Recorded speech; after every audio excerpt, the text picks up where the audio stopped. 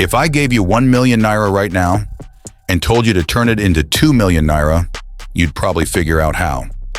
But turning 0 Naira into that first 1 million Naira, that's the part that breaks people.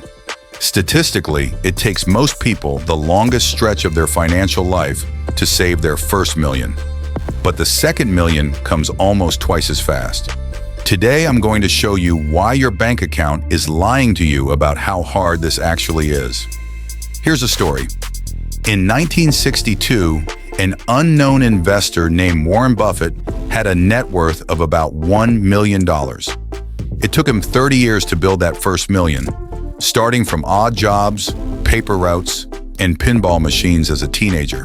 But once he crossed it, it took him roughly 2 years to make his second million.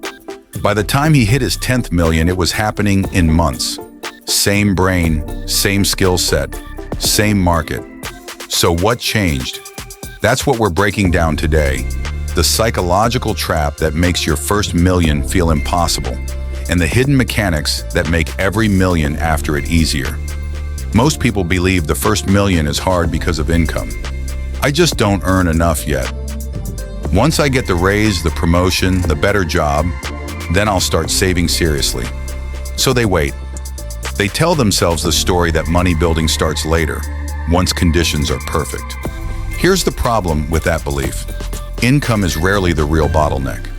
Studies on self-made millionaires, including Thomas Stanley's research in The Millionaire Next Door, consistently show that a huge percentage of people who cross the million mark did it on average, unremarkable incomes.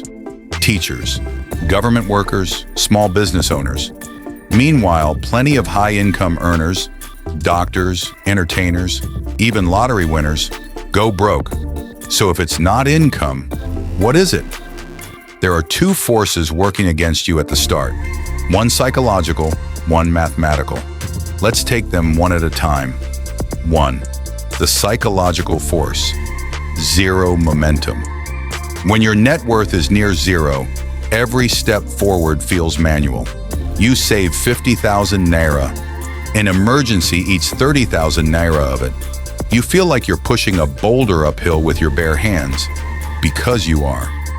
Psychologists call this the cold start problem. The beginning of any compounding system is always the slowest and most discouraging part, because there's no existing momentum helping you. Your brain, which is wired to notice immediate rewards, reads this slow progress as failure, even though it's actually just physics. This is also tied to something behavioral economists call loss aversion. Early on, a 20,000 Naira setback feels devastating because it might represent 20% of everything you've saved.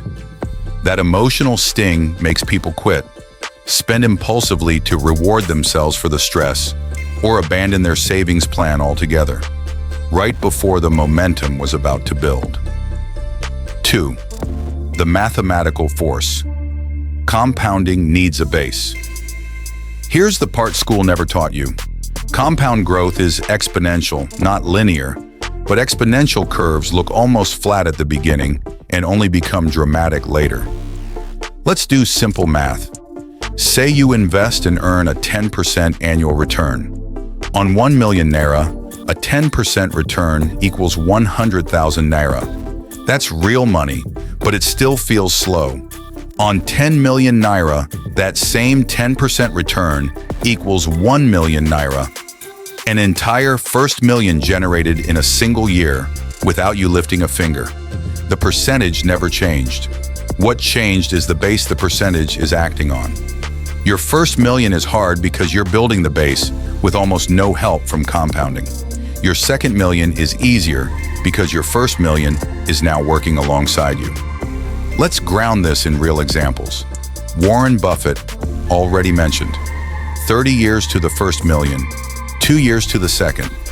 Not because he suddenly got smarter, because his money started making money alongside him. Sarah Blakely, founder of Spanx, sold fax machines door-to-door for years, saving in small, unglamorous amounts before she had $5,000 to start her company. The early saving felt insignificant. It wasn't, it was the base. The everyday example Think about someone saving 100,000 Naira a month with no prior savings. To reach 1 million Naira purely from contributions takes about 10 months. And that's before accounting for the emergencies, temptations, and lifestyle creep that eat into it in real life. Which is why it often takes years, not months. But once that person has, say, 5 million Naira invested and earning a modest return, the market itself starts contributing six-figure sums yearly, money they never had to manually save. This is the pattern every time.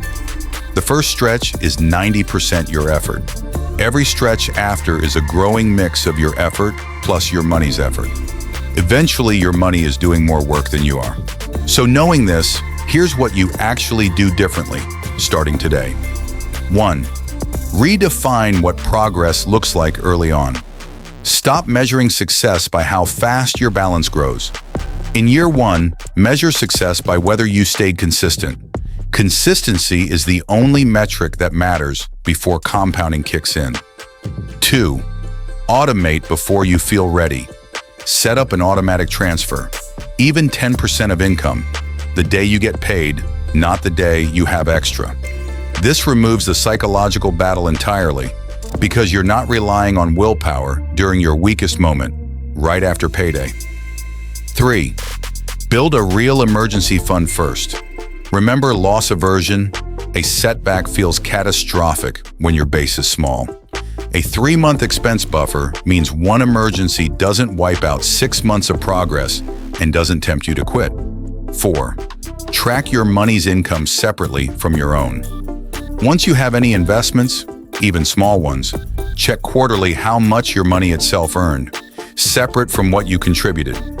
Watching that number grow, even slowly, rewires your brain to see the system working, which keeps you patient through the slow phase. 5. Expect the first stretch to feel disproportionately hard, because it is. This isn't a sign you're doing something wrong.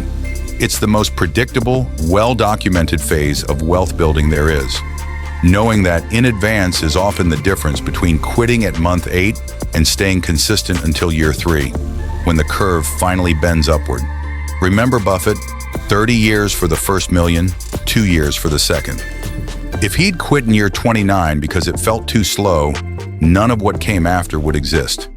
The first 1 million Naira is hard because you're building the machine by hand. Every million after that is easier because the machine starts building itself. You are not behind. You're not bad with money. You're just in the part of the curve that's supposed to feel flat. Stay in the game long enough for it to bend. If this video changed how you think about money, don't let the lesson end here. Comment below, what's the biggest obstacle standing between you and your first 1 million Naira?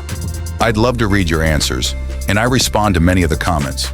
If you're serious about understanding the psychology behind wealth, investing, and financial freedom, subscribe to Wokon Invest. Every week, we break down complex money ideas into simple, engaging stories that help you make better financial decisions. And before you go, watch the next video, because intelligence alone doesn't build wealth, but the right habits can.